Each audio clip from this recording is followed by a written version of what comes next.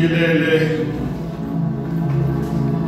obaba abushabalala abomama bonke abakhona insizwa nentombi Sunday school ngegama elihle lenkosi yethu Jesu nabahlabeleli bethu nabasikolayo nomshayo wogogo ngapha yanibingelela ngelihle igama kaJesu amen. Shall Sunday school now who's in class now.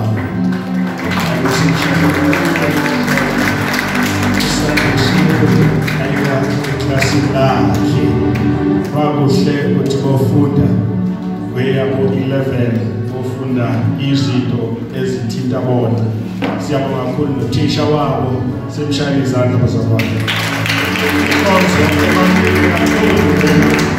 Abazalwana bangena kuyo noma abayisha kuyo kubaye bafundisa ngoba lithi izwi lenkosi ivumelani abantwana beze kimi akunjalo.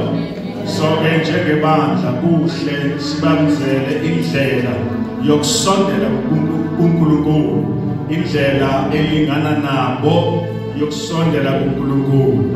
Khona lokuhlabelele ukuthi uJesu uthanda umntwana omncane onjengami.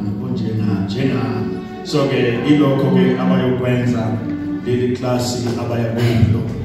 Ke bazalwane-ke siyabonga kakhulu konke asipha khona uNkulunkulu wanamuhla. Siyabonga kakhulu ukuthi useyinkosi enamandla phakathi kwethu ezintweni zonke esibhekana nazo. Amandla akhe asembathe kuthelwa izinto emakhaya ethu, asembathile kuphonswa izinto silele singaboni, asembathile sihamba endleleni, asembathile sisemsebenzini, asembathile siseyikoleni, asembathe kukho konke. Haleluya. Amandla kaNkulunkulu sibekelwe inkazimulo kaNkulunkulu, sibekelwe ngamandla kaNkulunkulu. Noma uSathane ezama ngezindlela eziningi ukumelana nempilo yethu, kodwa ongakithi unamandla kosesweni. Siphumelela ngalokho, asiphumeleli ngoba thina sihlakaniphile. Asiphumeleli ngoba kukhona izindlu ezingena kuzo esifike sinindwa ngamafutha kuzo. Asiphumeleli ngoba kukhona ukugcatshwa okuthile okwenzekayo. Asiphumeleli ngenxa kwamanzi athile anikezwayo esiwaphuzayo noma sibava ngawo, kodwa siphumelela ngomusa kaNkulunkulu. Siphumelela ngoba yena esembathe ngamandla akhe bese sibona impumelelo ezimpilweni zethu. Haleluya. Ngakho-ke bazalwane sibonga igama esanikezwa lona. Athi umhlabeli libongwe ngabantu, libongwe ngelosi, alikho igama elihle ngalo. Libongwe bantu,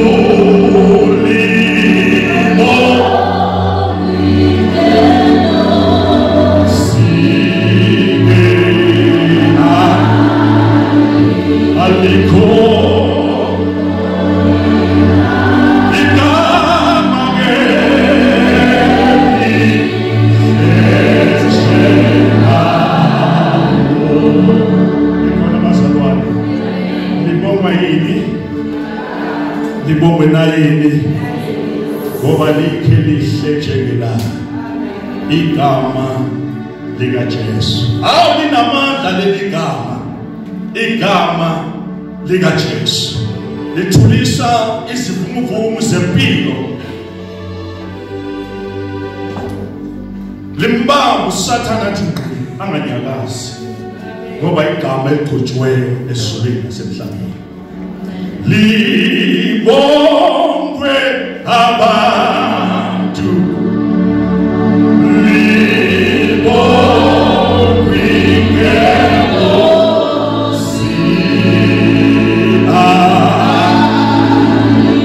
alikho igama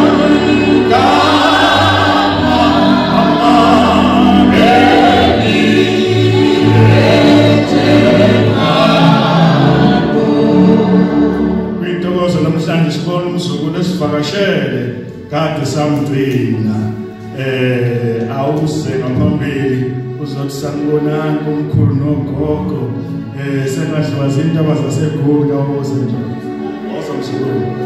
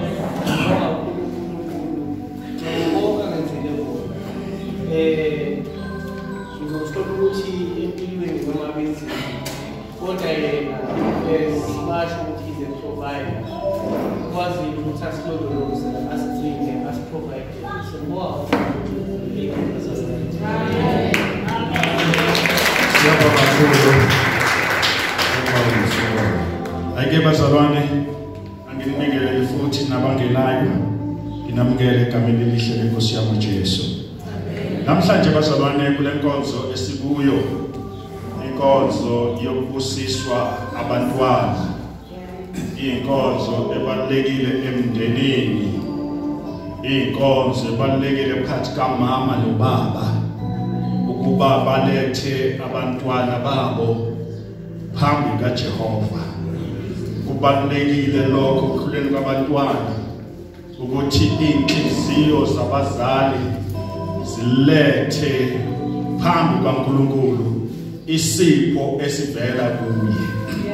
Ngoba abantwana uma bezalwa bazalwa beyisipho esivela kuNkulunkulu. Yabona into eyisipho into ejabulisayo le. Into eyisipho into oyigcinayo.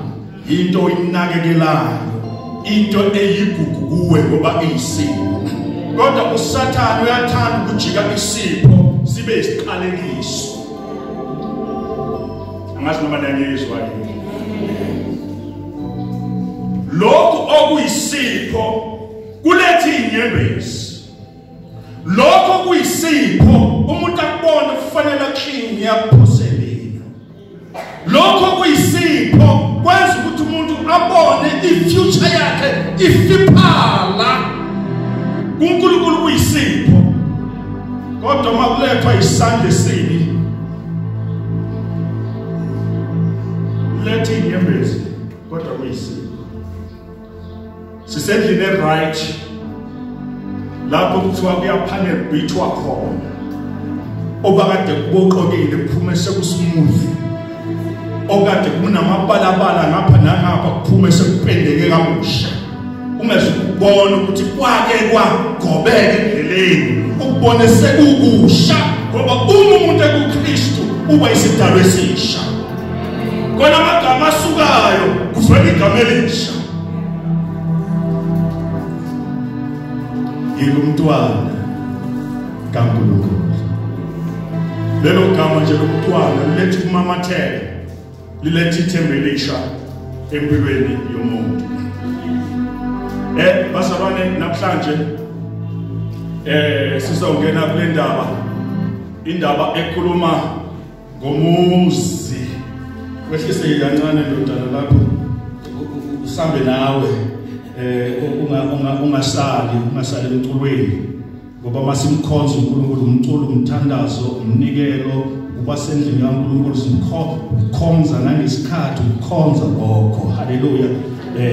ipraise la simbonga khona uNkulunkulu sidumisa naye kodwa ukukhonza yikho konke sikwenzayo akubi nje iside Lord hallelujah izwi lakhe siyalalela ukukhonza lokho simele ukulalela izwi bazalwane angithi ngoba izwi lokho esiyikho senziwa yizwi ngaphandle kwezwi akukho ubuthina sithina ngenxa yezwi sakhiwa kabusha ngenxa yezwi yizwi elakha umuntu ngiyakholokezwa kana okay wehlise nje sizokhuluma ngekhaya ubaba nomama kunye nabantwana ikhaya namhlanje yabona namhlanje kulomhlaba esiphila kuwo ayikho inkathazo khona inkathazo khona kulomhlaba esiphila kuwo amakhotha amanye azavuka amakhotha namhlanje kuthiwa khona ikhotha yabantwana insizwa ziyazi neyintombi ziyazi ukuthi ngiyaya kule khotha uma lo muntu engasondli i-maintenance ingasabonakali ngifake khotha and kulezi insuku uhulumeni ubayamela indaba yabantwana uma umuntu engazi ukuthi lo mntwana la ngendlela ekhula ngayo uma nganelisekeki kahle uma lo baba ubaba kimi kubantwana engenzi kahle ikhona ikhotha nikhona bazalwane ungatikazeki into wedwa kukhona umenzi wena umenziwa ikhona ikhotha ngakulamulela futhi masangene yona iWBlu ngempela ayidlali ikala kuleso sikhathi kwaphuma khona isinqumo ukuthi wenziwa umondla lo mntwana ubuyele lapha ekhotha uma engasamuhle utanami akasamuhle mina lokhu ngicelisa ngapha ugqokisa ngapha kakhiphi isayiti une right yokwenza lokho ngoba umthwalo womuntu ufanele ayithwalele umthwalo wakhe indlovu nendlovu ayisindo umboko wayo angithi fanele umuntu ayithwalele umthwalo wakhe if ungene ey'ntweni be sure ukuthi irresponsibility yalokho uyakuthwala ungabe umjida nje la ngaphandle faka amateki bamba abantwana bayakhala balambile lapha sikhona bazobona kwesinye isikhathi lento yenzeka kubuhlungu benzeka endlini kaJehova la kuneziluleko khona la kunomthetho khona thotha abantu bayikhanasela benza noma kanjani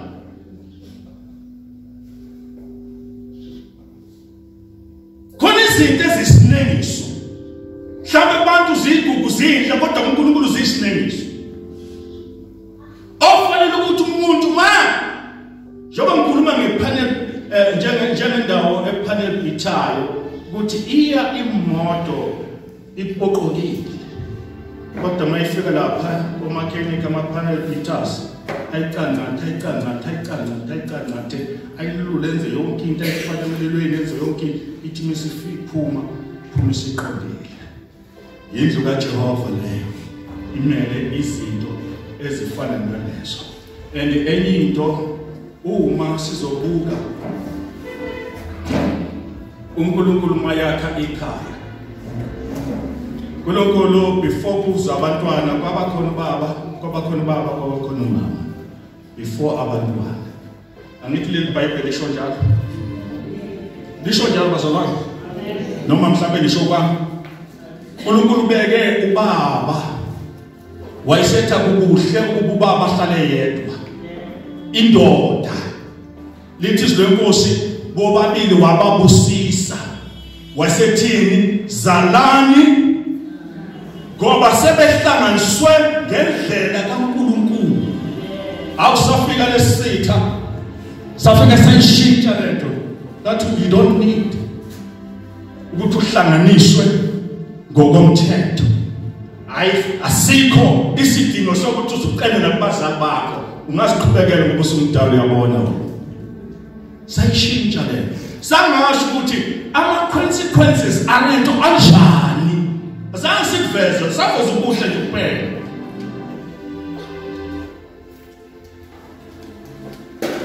Khuluma kanjani ukhuluma?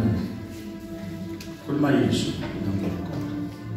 So bathe befika abantwana simiso sikaNkulunkulu leso samfika ubaba nomama sebenjani sebekhona bafika abantwana ubaba nomama besekhaya ngoba ikhaya lakhiwa ngokomthetho kaNkulunkulu lakhiwa ngomthetho wabazali bebe novumelano ukuthi sekungenzeka bashisa isibusiso phezu kwalelo khaya lakhiwayo ave simnandi isibusiso sabazali phezu kwekhaya sihambisana nesibusiso sikaNkulunkulu lelo khaya liba nemfundo lelo khaya liba nokuthula yebo imali ngaphela yebo ezinye izinto zingavela kodwa ukuthula nokwenza izinto ngaphansi kwesibusiso kwesimiso esingcwele sikaNkulunkulu ave kuyisibusiso nithi ndonsa ngaphansi kwesibusiso ebesethi umnikazi wekhaya angeke mvume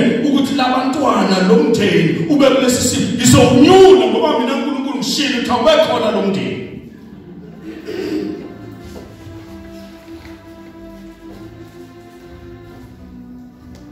Zikhona insizwa zonke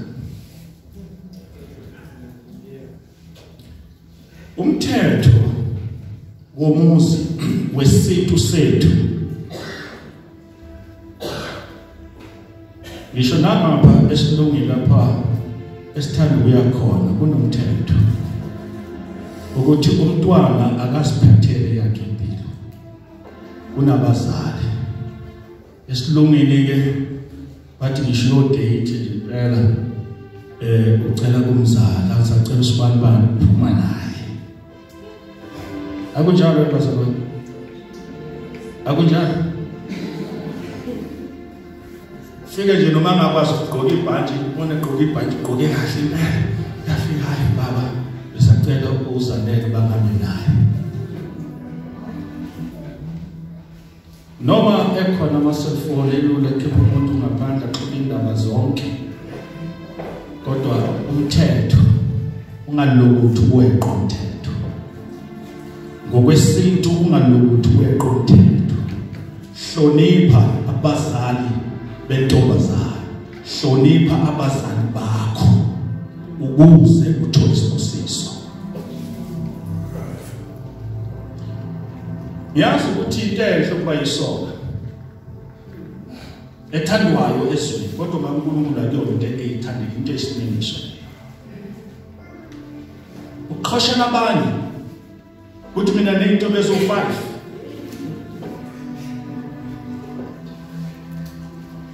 akulina nezenhle ukuthi out le yasha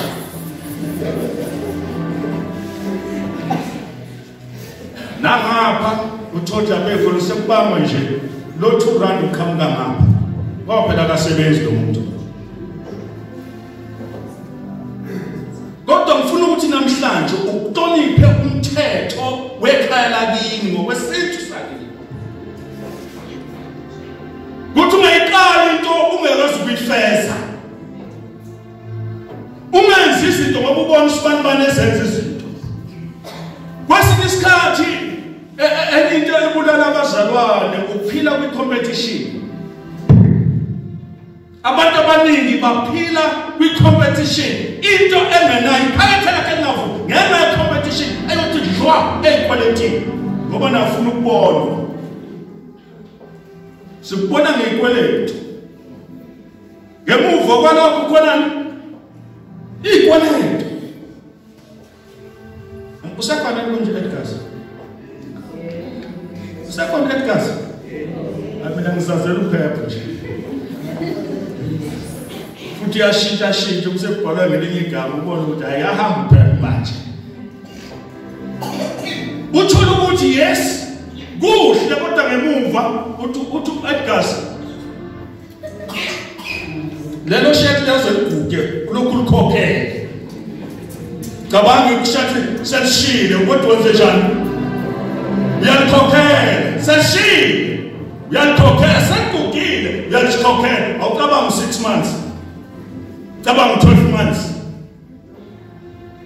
And belibiza akithi mhlawumbe 600 rand. Kodwa ugcina ukukhokhelisela imali. 1,200, 1,400. And then into lapha eyenzekayo. Uyazi lezi itolo khona itolo ungathengi kuzo. Leke ngithengile namhlanje August ivalile leso sikweletu leso. Uyazi ukubenze njani? Uma ungathengi balokhu befaka imali. Balokhu befaka imali. Kodwa uthi wena ngoba ngithi ngiqedile nje indaba balokhu khamba 50 rand khamba 70 rand kwenze njani? Hayi konto isayinile ongazange uyibone wena.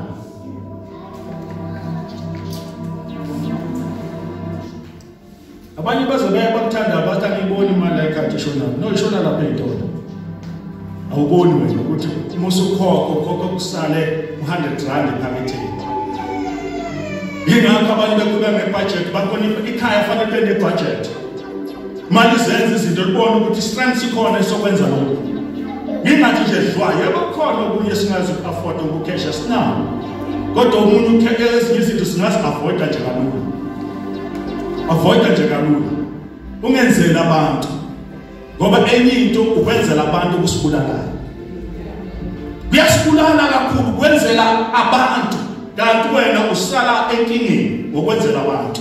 Ungayifanisi nabantu. Awusibani ngoba esenengane ngizoba nengane.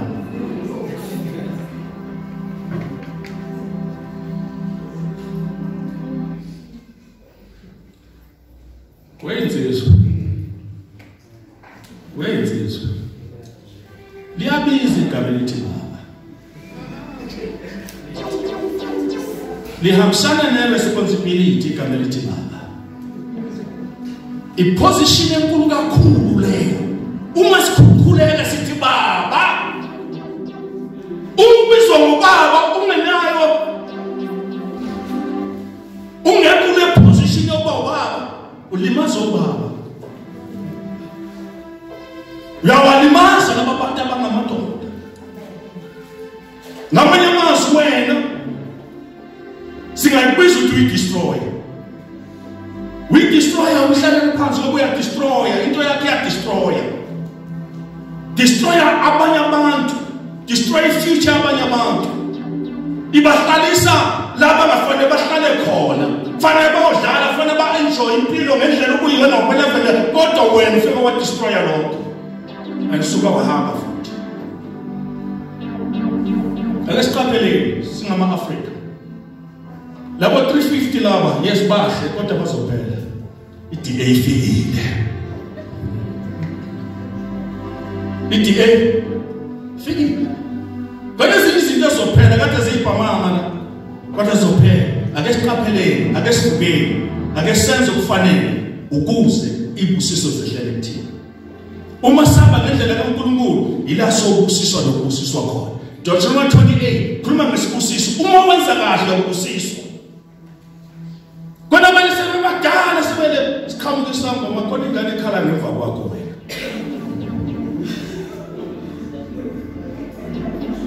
Ayilapha ngeBM. Sikusho isangoma sithi hayi khona ingane ekhala ngemva kwakho wena. Ekufanele iminyango buyakhala.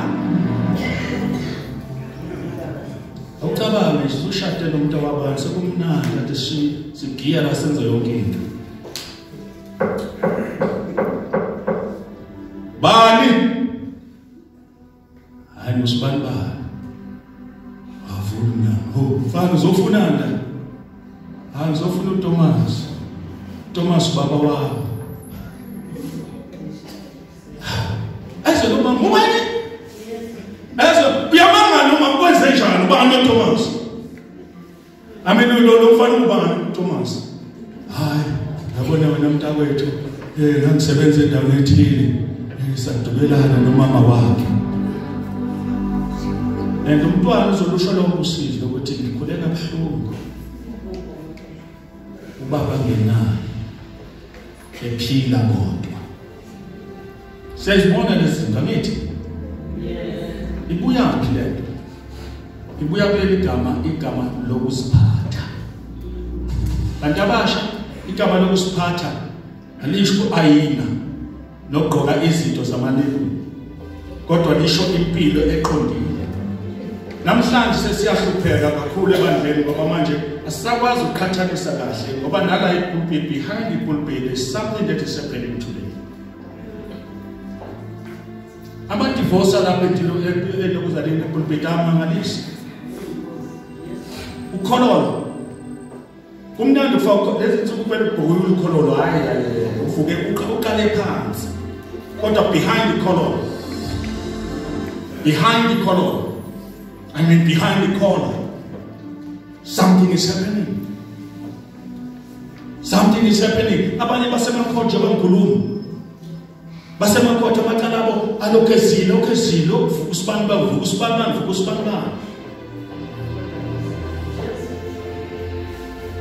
Endlini yokholo bubu ngcwele shone kule ngubo yethu ebizwa kuthiwa yini ngokukhulu kusho ekhuluma kuthini ubungcwele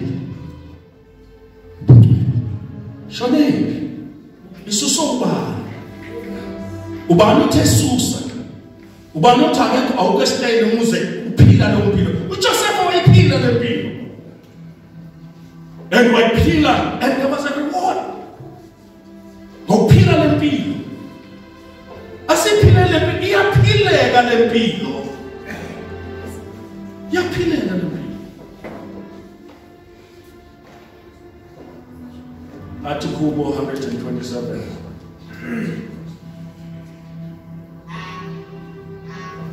kuluma ngabantwana bayisipho esivela kubani? uJehova. Bayisipho esivela kuJehova. Asithina esikholwayo asibe exemplary kulaba abeza ngemuva. Ukukholwa kwethu makuthintithele, makuqonde, emlonyeni akufakazelwe izenzo zethu. Nikhona bazalwane? Izenzo zethu mayifakazelwe, umlomo wethu awufakazelwe yini? Izenzo zethu. Njengoba ufake ibhaji, aniyazi first engifake njani? Niyayazi?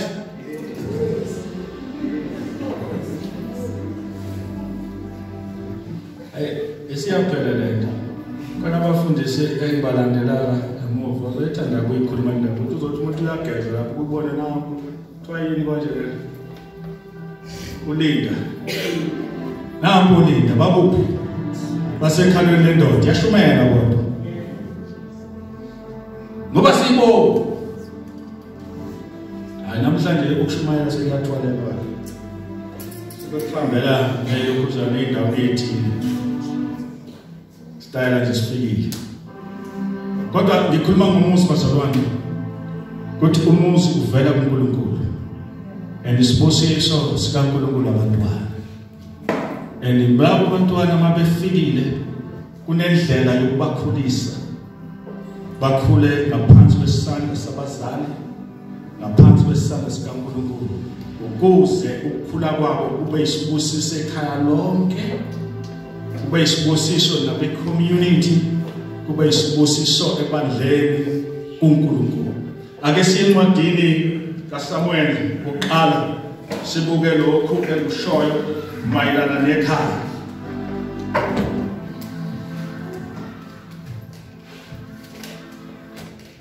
Abazali bathwele nzima. Abazali bathwele nzima. Kulezi insuku abazali bathwele nzima. Abantu bamyekile Ephesians chapter 6 elithi bantwana lalelana abazali benu. Abazali bathwele nzima namhlanje. Abanye bayagula ngenxa yabantwana. Abanye sebephuza amaphilisi ngenxa yabantwana. Lento ekuthiwa isipho isibusiso sekuphinde kwaba isiqalekiso. Nabo yingoba benza ukuthi abalaleli abantwana, bekhulumile abazali, belulekile abazali, beshayile abazali, kodwa umuntu aphume eqe ayokwenza izinto. And ngokungalaleli kwakhe akayi futhi kwenye indawo, uyakuyena lo mzali, uyakuyena lo mzali. Bantwana lalelani abazali, lokhu kunjani? Kulungile ngithi kulungile ba. And kunesithembiso esikhona, hayi wena sithembiso kodwa isithembiso salokulalela kuhambi kodwa. Deuteronomy chapter 28 kuluma ngokulalela. Kunezinto eziqhamukayo ekulaleleni komuntu. Siyembiya nje uSathane le wena nezinqumo zakho, ngoba ezinye izinto zilinyazwa zinqumo esizithathayo. Uma sezibuya lezi nqumo sezingama consequences anzima. Hey mina bomama niyakhalelwa kakhulu.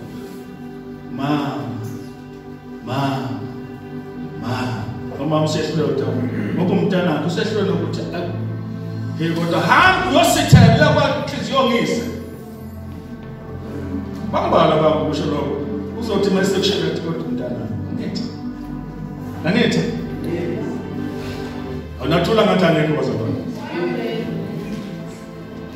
Kube khulu kusho njalo. Ebese feza lo luthando lomzali kuye. Abanye ke bathi kuye lapho babuye